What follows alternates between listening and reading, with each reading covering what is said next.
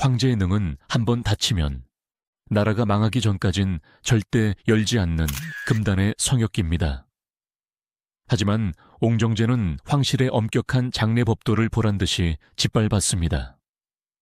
황후만이 묻힐 수 있는 아버지 강희제의 지하 궁전에 일개 후궁이었던 경민 황귀비의 자리를 억지로 마련한 것입니다. 격식이 어긋난 합장이라는 비난까지 감수하며 강행한 이 파격적인 결정. 과연 그녀는 옹정제에게 무엇이었기에 아버지가 잠들 성역의 질서까지 무너뜨려야만 했을까요? 장가씨, 그녀는 만주족이었지만 우리가 흔히 생각하는 화려한 귀족 가문의 딸이 아니었습니다. 그녀의 출신 성분은 포위였습니다. 만주어로 집안의 노예를 뜻하는 포위는 8기군에 소속된 군인이 아니라 황제 개인에게 귀속된 사유재산과도 같은 존재들이었습니다. 물론 그들은 일반 백성보다는 나은 대우를 받았고 때로는 고위 관직에 오르기도 했지만 그들의 본질은 어디까지나 황실의 종이었습니다. 포의 출신의 여인이 궁에 들어온다는 것은 황제의 여자가 되기 위해서가 아니라 황실의 자비를 거두는 궁녀가 되기 위함이었습니다. 찻잔을 나르고 빨래를 하고 먼지를 닦는 존재. 운이 좋아 황제의 눈에 들어 승은을 입는다 해도 그녀들은 결코 정식 비빈의 대우를 받기 힘들었습니다. 장가씨 역시 그러했습니다. 그녀는 꽃처럼 아름다운 시절에 입궁했지만 그녀에게 주어진 것은 화려한 비단옷이 아니라 보이지 않는 차별의 굴레였습니다. 그녀가 강희제의 아이를 임신했을 때조차 그녀는 자신의 아이를 직접 기를 자격이 없었습니다. 신분이 낮은 후궁은 아이를 낳으면 고위 비빈에게 양육권을 넘겨야 했으니까요. 그녀는 그저 황실의 대를 잇기 위한 도구였을 뿐 어머니로서의 권리조차 박탈당한 채 그림자처럼 살아야 했습니다. 그녀는 강희제와의 사이에서 2명의 공주와 1명의 황자를 낳았습니다. 그 아들이 바로 훗날 철모자왕이라 불리며 옹정제의 으뜸가는 신복이 되는 13황자 윤상입니다. 어머니의 낮은 신분은 아들에게 고스란히 유전되었습니다. 어린 윤상은 총명하고 무예가 뛰어났지만 형제들 사이에서 늘 미묘한 무시를 당해야 했습니다. 천한종의 자식, 입 밖으로 내지 않아도 모두의 눈빛에 서려 있는 그 경멸은 예민한 소년의 가슴에 깊은 생채기를 냈습니다. 1699년 장가씨는 세상을 떠났습니다.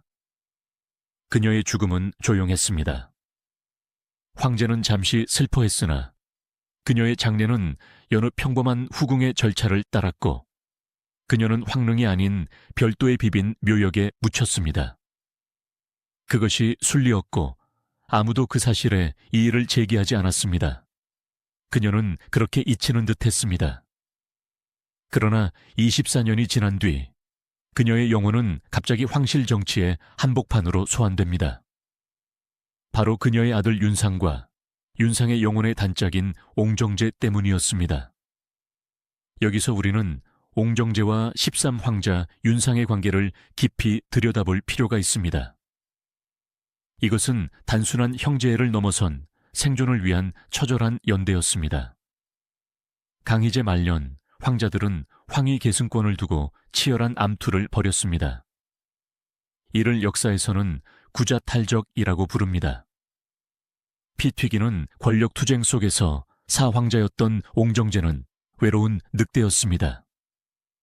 그는 겉으로는 불심 깊은 수행자처럼 행동했지만 속으로는 칼을 갈고 있었습니다. 그때 그의 곁을 지킨 유일한 혈육이 바로 13황자 윤상이었습니다. 기록에 따르면 두 사람은 어린 시절부터 수학하며 그림자처럼 붙어 다녔습니다.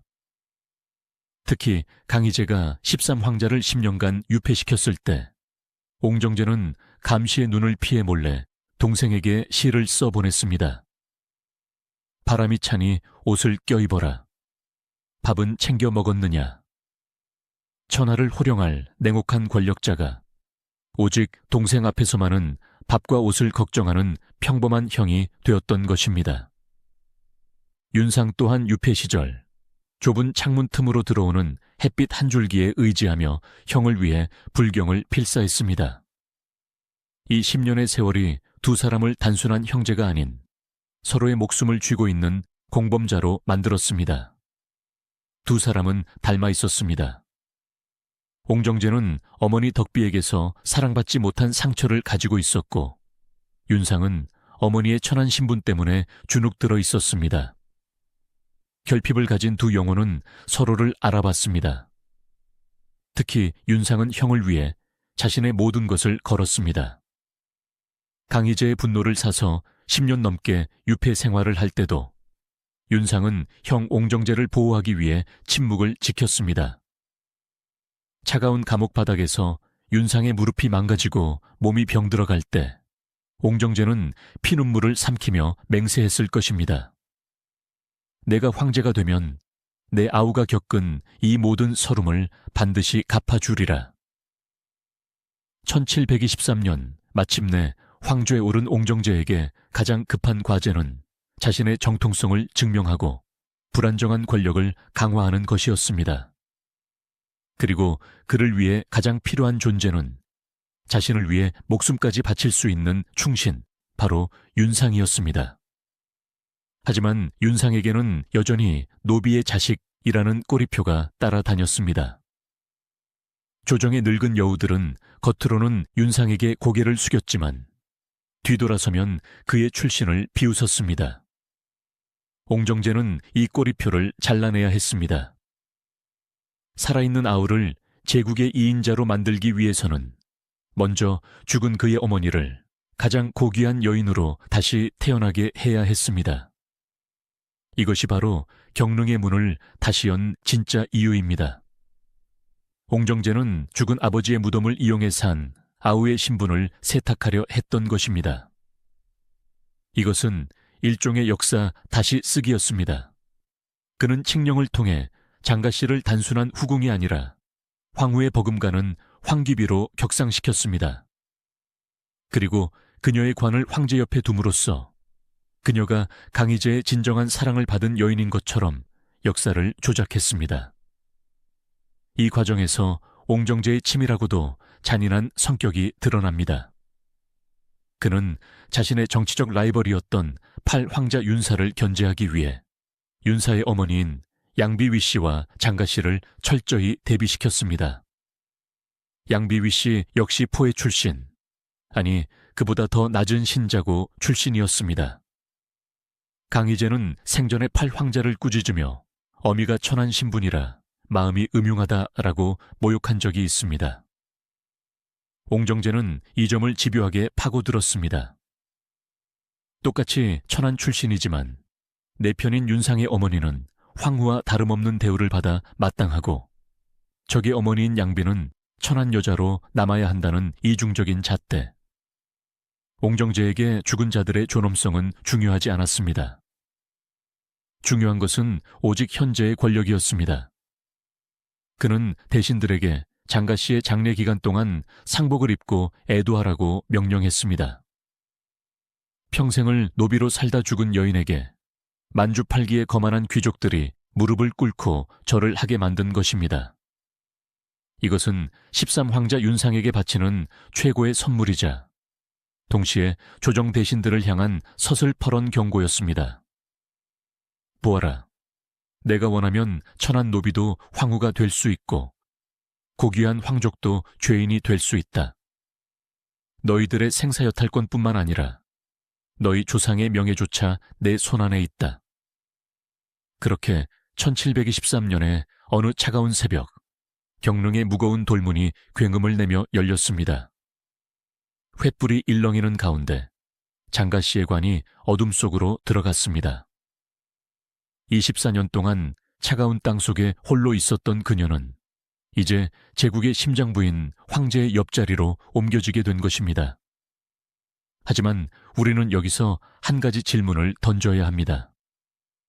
과연 이것이 장가씨 본인이 원했던 일이었을까요?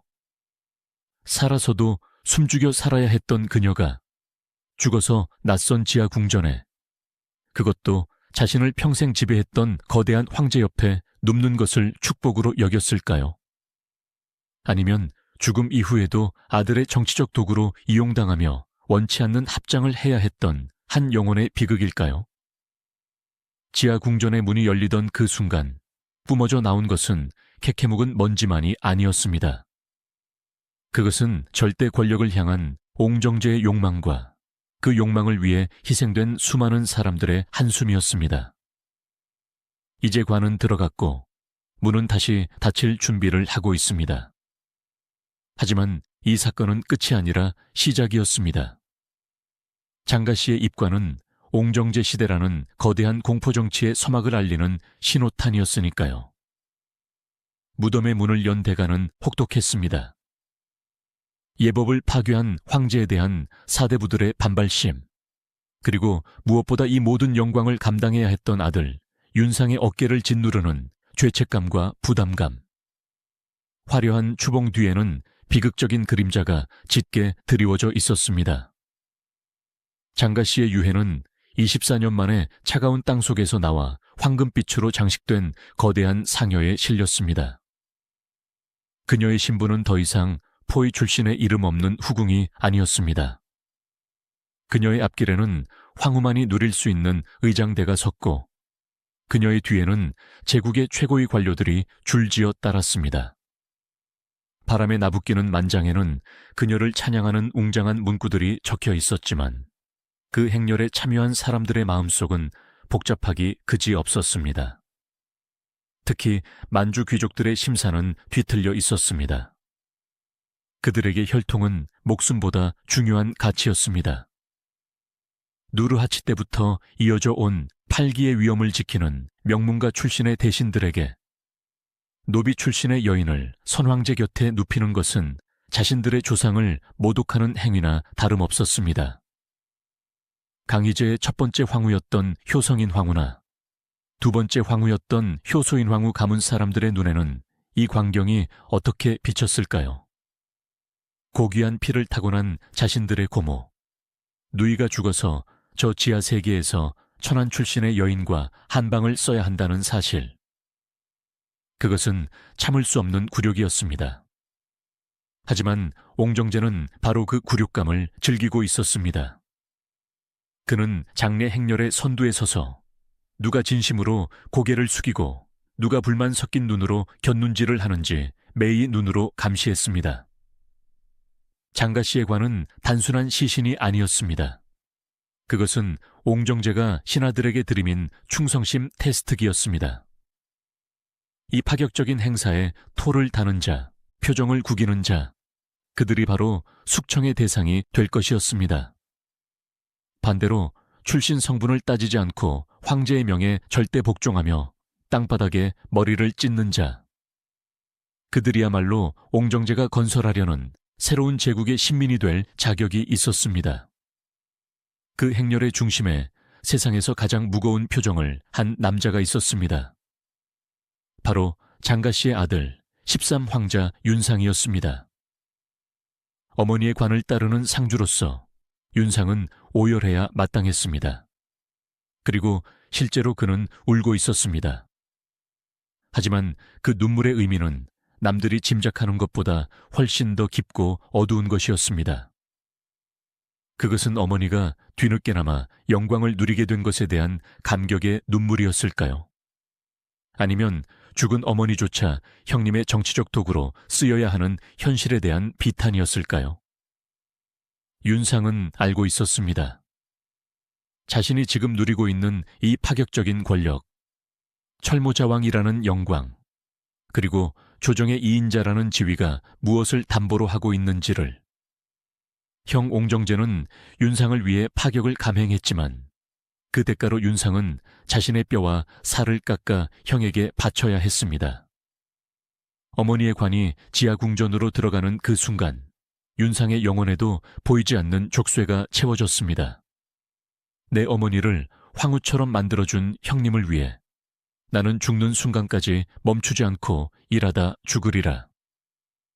그것은 축복이라기보다 저주에 가까운 맹세였습니다. 지하궁전의 입구에 도착했을 때 긴장감은 최고조에 달했습니다. 거대한 돌문이 열리고 쿰쿰한 곰팡이 냄새와 함께 수십 년 묵은 냉기가 뿜어져 나왔습니다. 그 어둠 속에는 강희재와 4명의 황후가 잠들어 있었습니다. 횃불의 불빛이 흔들리는 가운데 장가씨의 관이 그 성역 안으로 미끄러져 들어갔습니다. 무덤 문이 닫히자마자 옹정제는 기다렸다는 듯 칼을 빼들었습니다. 그 칼끝은 장가씨의 합장에 미온적이었던 형제들을 향했습니다. 가장 먼저 타겟이 된 것은 옹정제의 숙적 8황자 윤사와 9황자 윤당이었습니다. 옹정제는 윤상에게 베풀어진 그 엄청난 성운을 무기로 그들을 잔인하게 짓밟았습니다. 보라, 윤상의 어머니는 저리도 영광스럽게 모셔졌다. 그런데 너희의 어머니는 어떠하냐? 이것은 옹정제만이 할 수 있는 섬뜩한 심리전이었습니다. 그는 윤사와 윤당의 생모인 양비 위씨가 윤상의 어머니와 같은 미천한 출신이라는 점을 집요하게 파고들었습니다. 13황자 윤상의 어머니가 높아질수록 상대적으로 다른 형제들의 어머니는 더욱 비참하고 초라해졌습니다. 옹정제는 효라는 유교적 가치를 무기로 삼아 정적들을 불효자이자 부덕한 자로 몰아세웠고 그들의 이름마저 악이나 세스해로 바꿔버리며 인격을 말살했습니다. 무덤 속의 어머니를 이용해 산 자들의 숨통을 끊어놓은 것입니다. 한편 어머니가 황실의 최고 어른으로 대우받게 된 13황자 윤상은 그 은혜에 보답하기 위해 자신의 모든 것을 불태우기 시작했습니다. 그는 이친왕으로서 제국의 모든 굳은 일을 도맡아 처리했습니다. 재정개혁, 군사정비, 심지어 황하의 물기를 잡는 치수사업까지 윤상의 손을 거치지 않는 일이 없었습니다. 그는 자신이 누리는 이 영광의 형, 옹정제가 내려준 동아주림을 누구보다 잘 알았기에 잠시도 쉴 수 없었습니다. 혹시라도 자신의 행동이 어머니의 명예에 누가 될까봐, 혹은 형의 신임을 잃을까봐 그는 극도로 몸을 낮추고 청렴하게 생활했습니다. 옹정제는 그런 동생을 보며 우주의 모든 복을 다 주어도 아깝지 않다고 극찬하며 그에게 철모자왕이라는 전무후무한 특권까지 내렸습니다. 하지만 빛이 강하면 그림자도 짙은 법입니다. 옹정제가 주는 사랑이 클수록 윤상의 몸은 빠르게 무너져 내렸습니다. 새벽 4시부터 밤늦도록 이어지는 살인적인 업무량, 그리고 어머니를 황후 자리에 올린 형에게 보답해야 한다는 강박관념은 윤상의 병약한 몸을 갉아먹고 있었습니다. 다리에 생긴 원인 모를 종기 때문에 걷는 것조차 힘들었고 각혈을 하면서도 그는 결제 서류를 놓지 않았습니다. 조정 안팎에서는 흉흉한 소문이 돌기 시작했습니다.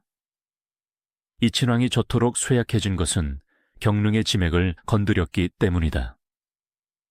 죽은 어머니가 아들의 정기를 가져가고 있다. 사람들은 장가씨의 합장과 윤상의 병세 악화 사이에 보이지 않는 저주가 있다고 믿었습니다. 하지만 윤상은 멈추지 않았습니다. 그는 옹정제가 꿈꾸는 강력한 제국의 기틀을 자신의 손으로 완성해놓고 떠나야만 형이 홀로 외롭지 않을 것이라 믿었습니다. 그것은 피보다 진한 형제였고 죽음조차 갈라놓을 수 없는 비극적인 충성심이었습니다. 결국 운명의 시간은 찾아왔습니다. 1730년 5월 어머니가 합장된 지 7년 만에 제국의 이 인자이자 옹정제의 유일한 버팀목이었던 윤상은 44세의 젊은 나이로 세상을 떠납니다. 죽는 순간까지도 장례를 검소하게 치러 형님께 부담을 주지 말라는 유언을 남긴 채 그는 조용히 눈을 감았습니다. 윤상의 부고를 접한 옹정제는 피를 토하며 통곡했습니다. 그는 황제의 채통도 잊은 채 관을 부여잡고 오열했고 죽은 동생을 위해 청나라의 절대금기인 피휘마저 깨뜨려 윤상의 원래 이름을 돌려주었습니다. 하지만 윤상의 죽음은 단순한 이별이 아니었습니다. 그것은 옹정제라는 폭주 기관차를 맡고 있던 유일한 제동 장치가 사라진 사건이었습니다. 윤상이 떠난 후 옹정제는 마치 죽음을 향해 달리는 사람처럼 행동했습니다. 그는 하루에 4시간도 자지 않으며 연간 1만 건이 넘는 상소문을 직접 처리했습니다. 촛불 아래서 밤새 붉은 잉크로 깨알 같은 짓이 사항을 적어 내려가는 황제의 등은 굽어갔고 시력은 급격히 나빠졌습니다. 신하들이 옥체를 보존하소서라고 읍소하면 그는 신경질적으로 소리쳤습니다. 내 아우는 나를 위해 피를 토하며 일하다 죽었다. 내가 어찌 편히 쉴 수 있겠는가. 그것은 통치가 아니라 먼저 간 동생에 대한 처절한 속죄 의식이었습니다. 윤상이 살아있을 때 옹정제의 관기는 개혁이라는 이름으로 통제될 수 있었지만 이제 그 완충지대가 사라지자 옹정제의 통치는 날카로운 칼날 그 자체가 되어버렸습니다. 자금성의 공기는 차갑게 얼어붙었고 신하들은 황제 아련을 호랑이 굴에 들어가는 것처럼 공포스러워하게 되었습니다. 스스로를 고립시킨 황제의 강박증이 극에 달했을 때 제국을 뒤흔든 충격적인 사건이 발생합니다. 바로 증정의 난입니다. 훈안성의 서생 증정이 옹정제의 정통성을 부정하는 경문을 뿌린 것입니다. 그 내용은 황제의 아킬레스건을 정통으로 찌르는 것들이었습니다. 아버지를 독살했다, 형제를 죽였다, 그리고 결정적으로 어미의 신분을 세탁하기 위해 선왕의 묘를 파헤쳤다는 비난이었습니다. 이것은 시중에 떠돌던 악소문을 집대성한 것이었으나 냉정함을 잃은 옹정제는 과도하게 집착했습니다. 그는 직접 반박문인 대의강미록을 지어 배포하는 기행을 저질렀지만 그것은 오히려 자신의 불안함만을 만천에 드러낸 꼴이 되었습니다. 생각해 보십시오. 천하를 지배하는 황제가 일개 시골 선비의 유언비어에 맞서 나는 아버지를 죽이지 않았다. 나는 술을 좋아하지 않는다. 라고 구구절절 변명하는 책을 써서 백성들에게 읽힌 것입니다.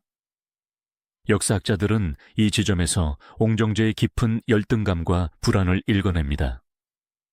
그는 자신의 정통성에 대해 끊임없이 의심받고 있다는 피해망상에 시달리고 있었습니다. 1723년 어머니 장가씨를 합장하기 위해 무덤 문을 열었던 그날부터 그는 불효자이자 찬탈자라는 그림자에서 단 한순간도 벗어나지 못했던 것입니다. 그는 증정을 살려주는 관용을 베푸는 척했지만 실제로는 전 국민을 대상으로 사상 검증을 실시했습니다.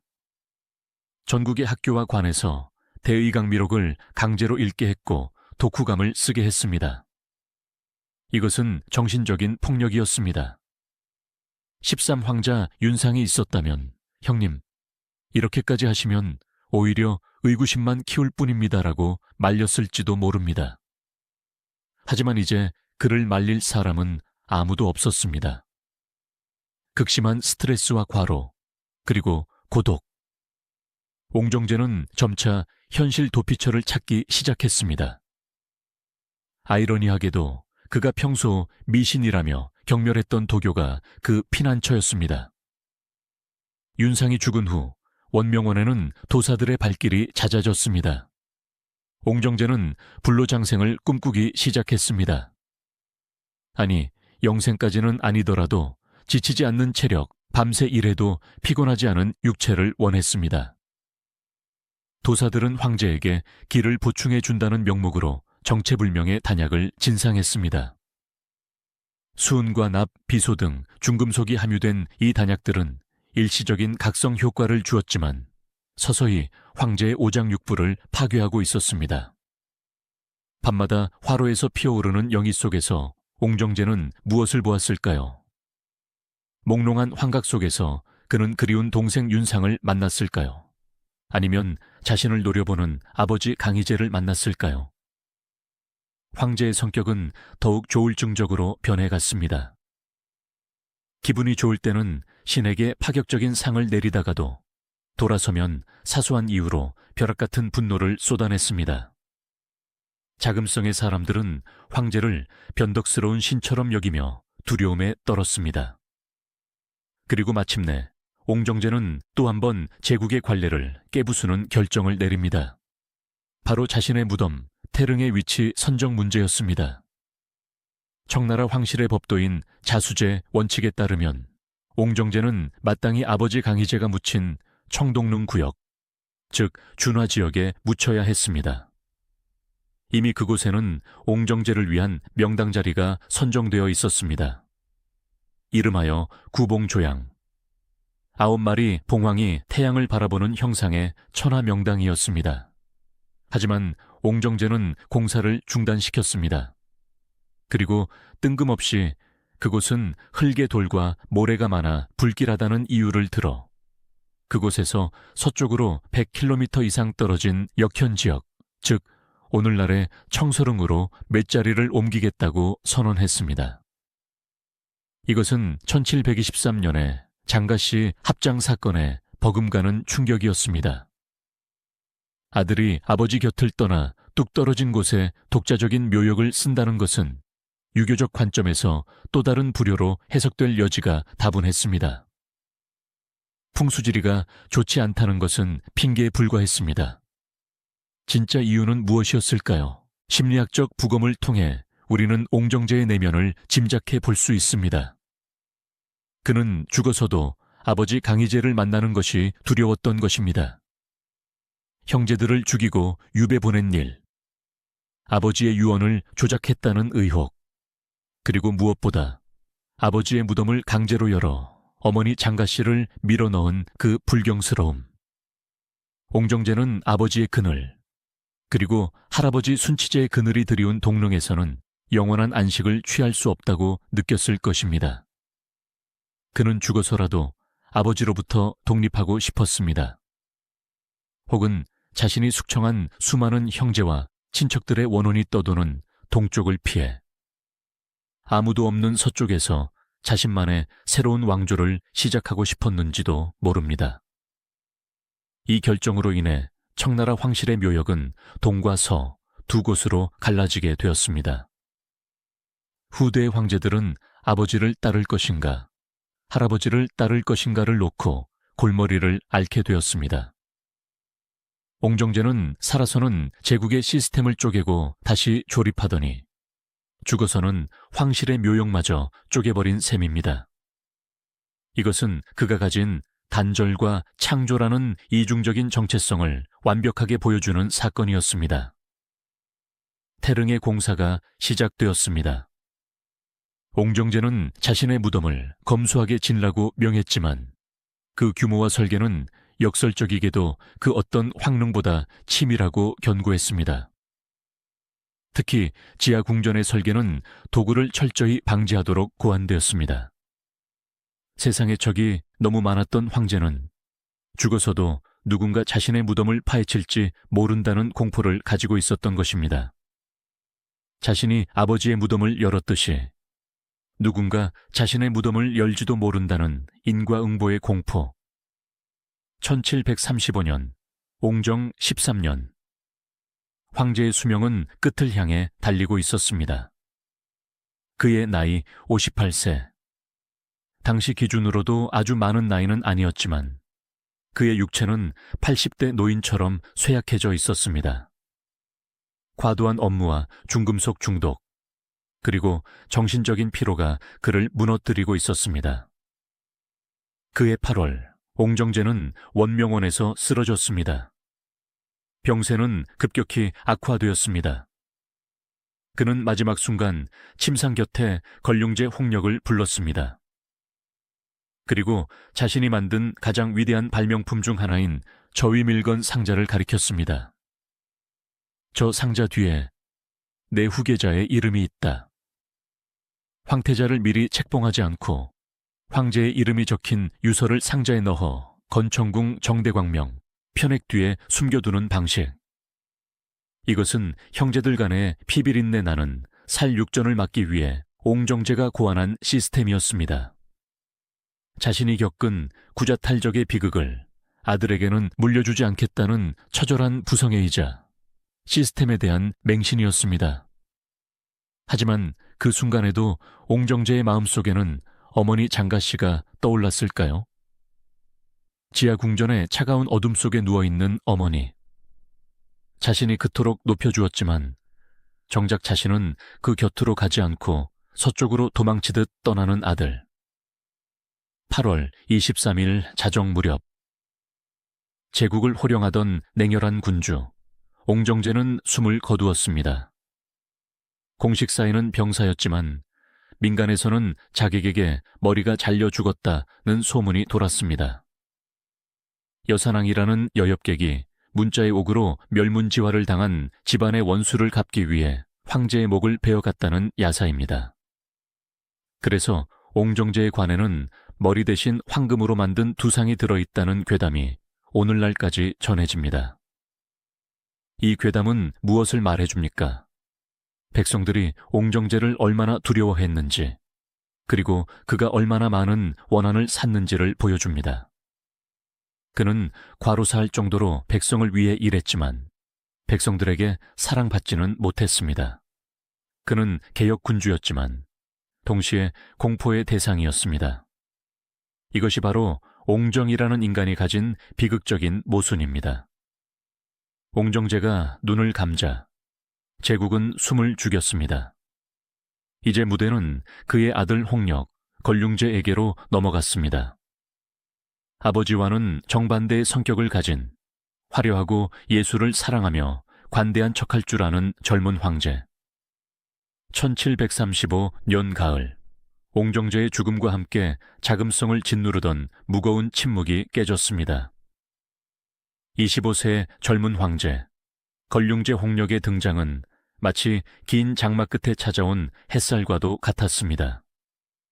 그는 즉위하자마자 아버지가 쫓아냈던 황족들을 복권시키고 궁 안에 있던 도사들을 내쫓으며 제국의 분위기를 일신했습니다.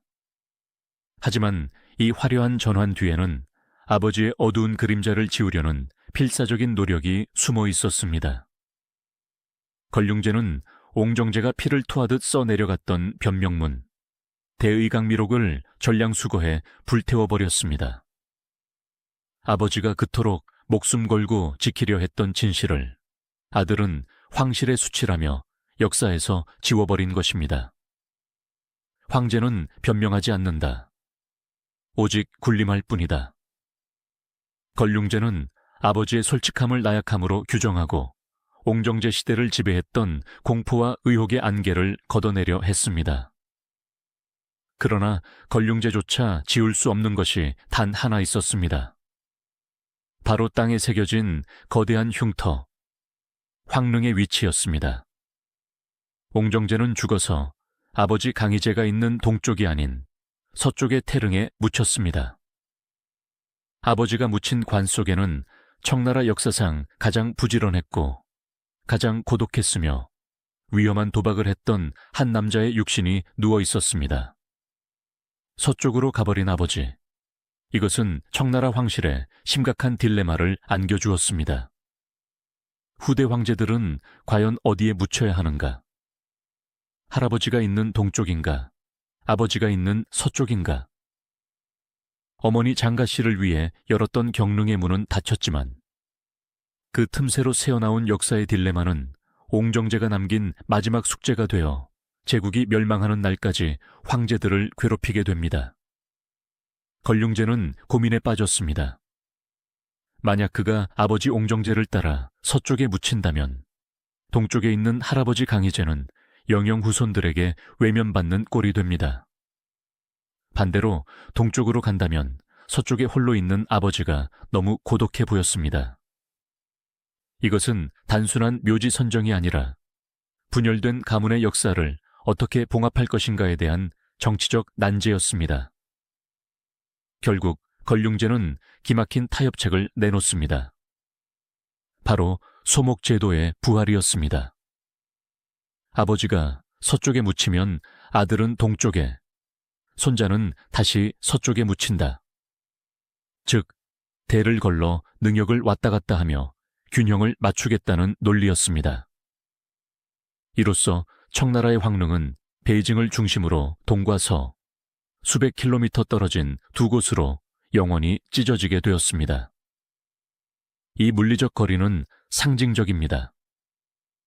옹정제가 1723년 어머니 장가씨를 위해 경릉의 문을 열었던 그 사건이 나비 효과가 되어 훗날 황실의 뼈들이 흩어지는 결과를 낳은 것입니다. 죽어서도 아버지 강희제를 볼 면목이 없었던 옹정제의 죄책감이 제국의 성질을 두 동강낸 셈입니다. 그렇다면 이 모든 사단의 시작점이었던 13황자 윤상의 무덤은 어떻게 되었을까요? 베이징 외곽 레수연. 이곳에는 청나라 친왕묘역 중 가장 거대하고 화려했던 윤상의 원침이 자리하고 있었습니다. 옹정제는 사랑했던 동생을 위해 황릉에 버금가는 규모로 무덤을 조성해 주었습니다. 영원히 훼손되지 않을 철모자왕의 안식처. 하지만 역사는 잔인했습니다. 20세기 초 청나라가 망하고 군벌들이 난립하던 시기 윤상의 무덤은 처참하게 유린당했습니다. 군벌들은 윤상의 무덤에 엄청난 보물이 묻혀 있다는 소문을 듣고 다이너마이트로 성문을 폭파했습니다. 지하 궁전이 열리자 그들은 닥치는 대로 부장품을 약탈했습니다. 현지 노인들의 증언에 따르면 도굴꾼들은 윤상의 뼈를 바닥에 내동댕이 쳤다고 합니다. 평생 형님을 위해 무릎이 닳도록 뛰어다녔던 충신의 유해는 탐욕스러운 인간들의 발길질 아래 산산조각이 났습니다. 옹정제가 동생에게 씌워준 세습망체의 영광은 죽은 지 200년 만에 무덤의 파괴라는 비극으로 돌아왔습니다. 반면 옹정제의 태릉은 기적적으로 도굴을 피했습니다. 여기에는 아이러니한 이유가 있습니다. 옹정제가 생전에 워낙 철두철미하고 의심이 많았던 탓에 무덤을 지을 때도 도굴 방지 설계를 완벽하게 해놓았기 때문입니다.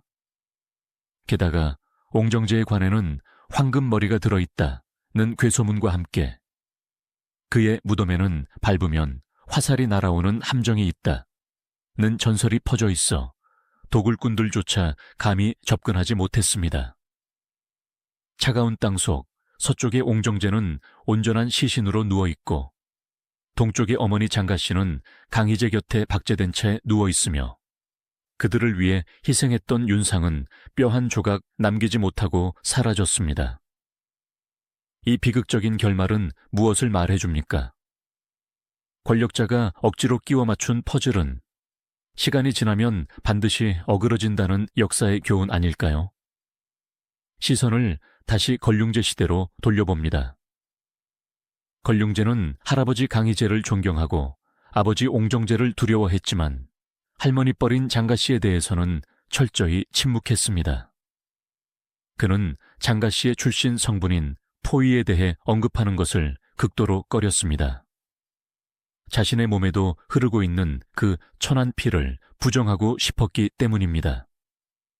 걸륭제는 자신의 어머니인 효성헌황후 류호록 씨를 신격화하는 데 열을 올렸습니다. 그녀 역시 명문가 출신이 아니었지만 걸륭제는 어머니의 가문을 최고의 명문가로 포장하고 그녀를 역사상 가장 복 많은 황태후로 만들었습니다. 이것은 장가씨와 윤상이 겪었던 출신 콤플렉스를 반복하지 않으려는 몸부림이었습니다. 내 어머니는 고귀하다. 고로 나도 고귀하다.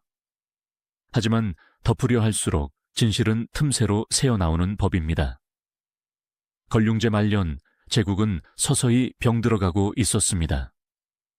옹정제가 피를 말려가며 채워놓은 국고는 걸륭제의 사치와 잦은 원정, 그리고 희대의 탐관오리 화신의 등장으로 바닥을 드러내기 시작했습니다.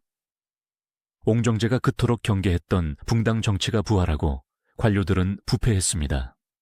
13황자 윤상처럼 목숨 걸고 일하는 충신은 사라지고 황제의 비위만 맞추는 간신들이 득실거렸습니다. 걸륭제는 화려한 강건성세의 마지막을 장식하고 있었지만 그 뿌리는 이미 썩어가고 있었습니다. 어쩌면 옹정제는 지하에서 이 광경을 보며 피눈물을 흘렸을지도 모릅니다. 내가 어떻게 세운 제국인데, 내 아우가 어떻게 지켜낸 나라인데. 19세기 말 청나라의 황후는 핏빛으로 물들고 있었습니다. 옹정제가 뼈를 깎는 고통으로 채웠던 국고는 아편 연기 속으로 사라졌고 제국은 서구 열강의 대포 앞에 무너져 내렸습니다.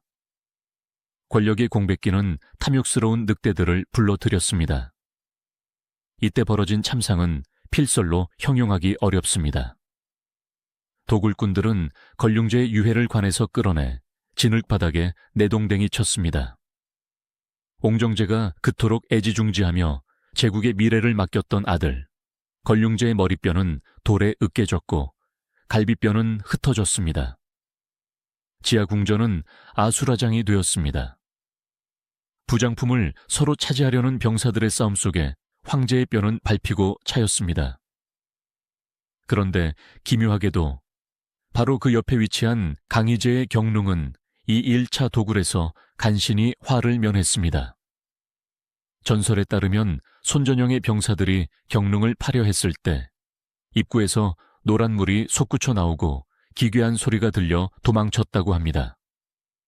하지만 이것은 전설일 뿐 현실은 더욱 잔인한 형태로 다가오고 있었습니다. 1945년 일본이 패망하고 국공내전의 혼란이 극에 달했을 때 치안 공백을 틈타 300여 명의 무장 강도들이 경릉으로 몰려들었습니다. 이번에는 다이너마이트가 필요 없었습니다. 이미 관리가 소홀해진 틈을 타 그들은 도끼와 톱으로 무장하고 떼를 지어 들어갔습니다. 그리고 마침내 1723년 옹정제가 그토록 엄숙하게 열었던, 그리고 장가씨의 관을 밀어넣으며 닫았던 그 문이 다시 억지로 열렸습니다. 지하 궁전 안의 광경은 처참했습니다. 옹정제가 어머니의 신분 상승을 위해 그토록 공들여 꾸몄던 장식들은 이미 썩어 문드러져 있었습니다. 도굴꾼들은 강희제의 관과 4명의 황후, 그리고 옹정제의 어머니 장가씨의 관을 도끼로 찍어 부셨습니다. 그들은 시신을 끌어내어 옷을 벗기고 입안에 든 진주를 꺼내기 위해 턱뼈를 부셨습니다. 여기서 우리는 옹정제의 집착이 낳은 비극적인 결말을 목격하게 됩니다. 그가 어머니를 위해 마련해준 황제 옆자리는 결과적으로 어머니를 가장 끔찍한 모독의 현장으로 안내한 꼴이 되었습니다.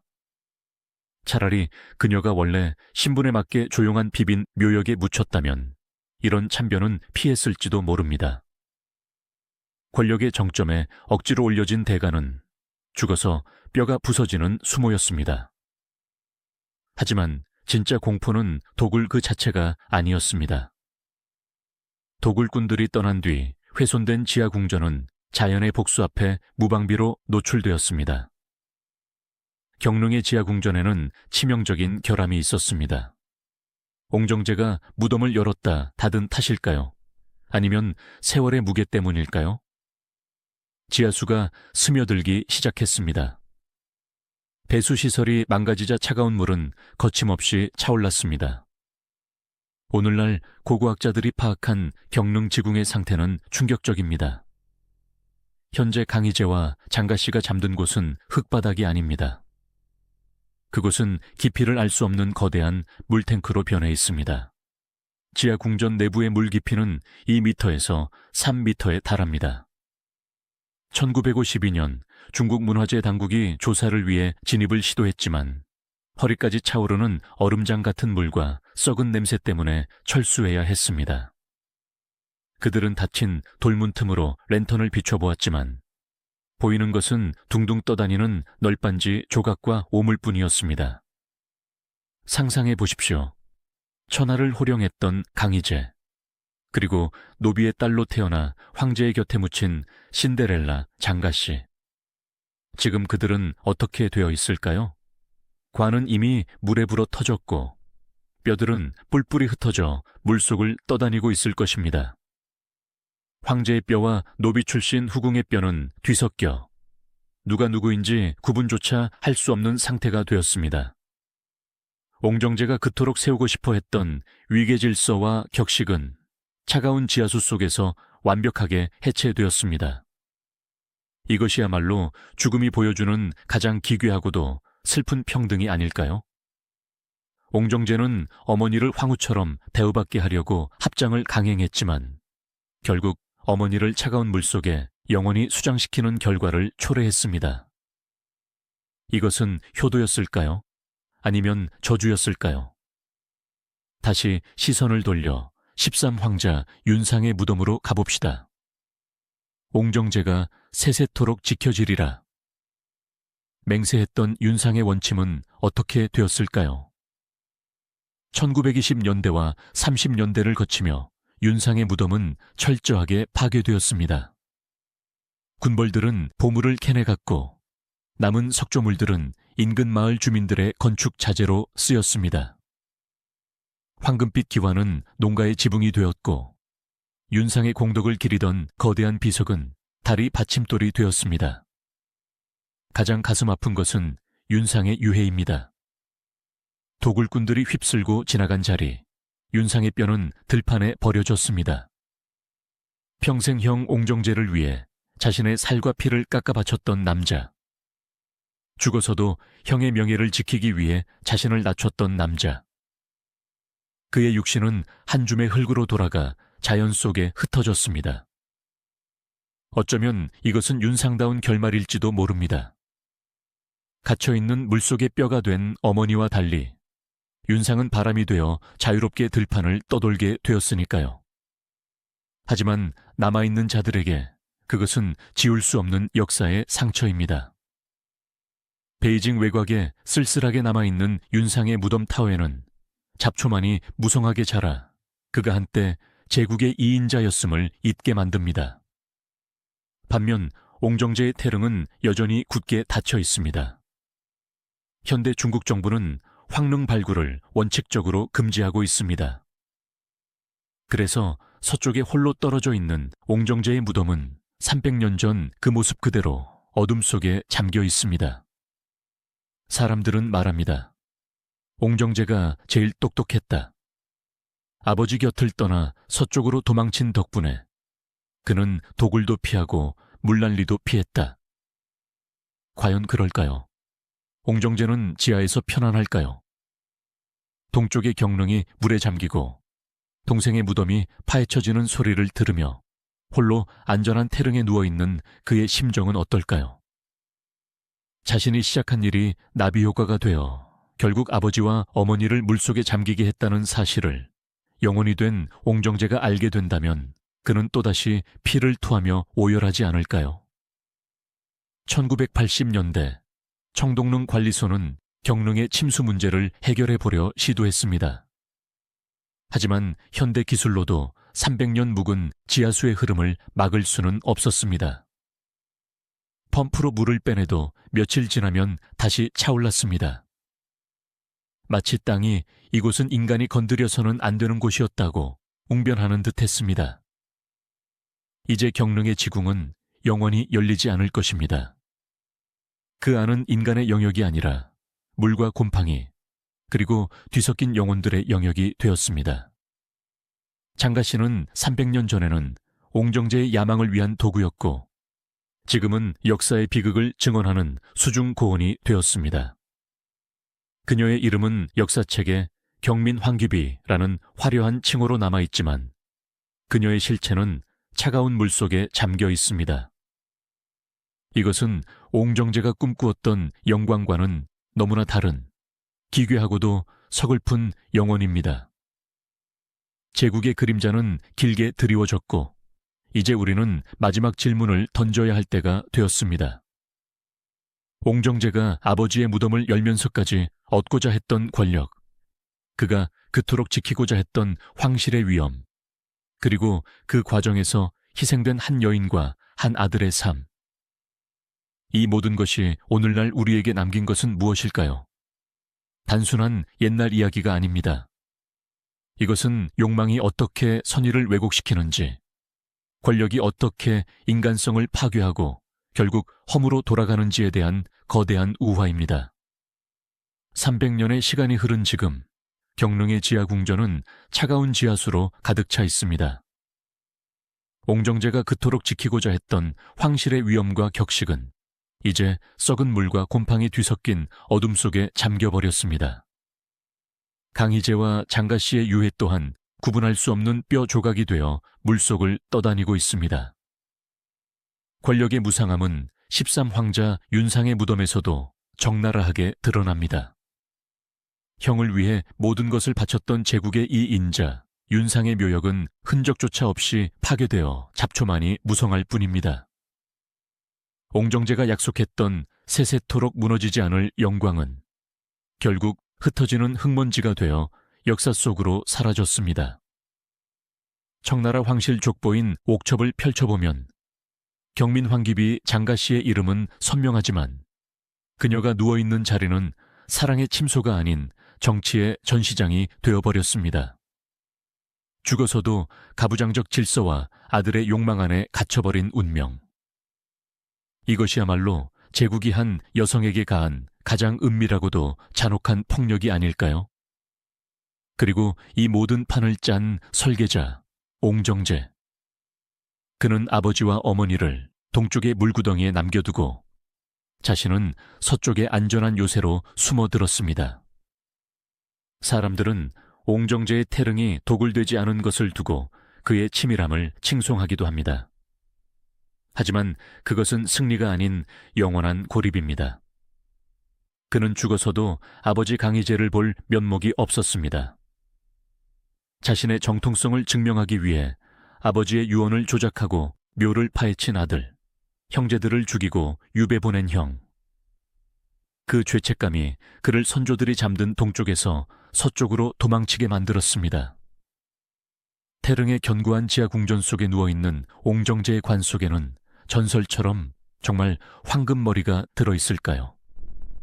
아니면 여전히 눈을 뜨고 누군가 자신의 무덤을 파헤치러 오지 않을까 감시하고 있을까요? 그는 살아서도 의심했고 죽어서도 의심 속에 갇혀 있습니다. 그것이 절대 권력을 쥔 자가 받아야 할 형벌입니다. 다시 겨울이 오고 준화의 소나무 숲에는 바람이 붑니다. 옹정제가 열었던 그 문은 이제 영원히 닫혔습니다. 현대의 기술로도 그 안의 물을 퍼낼 수 없고 뒤섞인 뼈를 다시 맞출 수도 없습니다. 어쩌면 자연은 인간의 오만을 비웃으며 그 모든 인위적인 구분짓기를 무로 돌려놓았는지도 모릅니다. 황제와 노비, 충신과 역적. 물속에서는 모두가 평등한 뼈조각일 뿐입니다. 옹정제는 짐이 곧 국가다라고 외치며 역사를 다시 쓰려 했지만 결국 역사는 그가 쓴 대로 기억되지 않았습니다. 우리는 기억합니다. 효심이라는 가면 뒤에 숨겨진 욕망을, 충성이라는 이름 뒤에 숨겨진 착취를, 그리고 영광이라는 이름 뒤에 숨겨진 한 여성의 비극을. 권력은 유한하지만 그 권력이 남긴 상처는 300년이 지난 지금도 아물지 않고 물속에서 신음하고 있습니다. 지하 궁전의 문은 닫혔지만 그 틈새로 흘러나온 이야기는 우리에게 서늘한 질문을 던집니다. 당신이 쥐고 있는 그 권력은 죽음 앞에서도 유효한가? 제국의 그림자는 길고 그 어둠은 역사의 뒤양일에 여전히 짙게 드리워져 있습니다.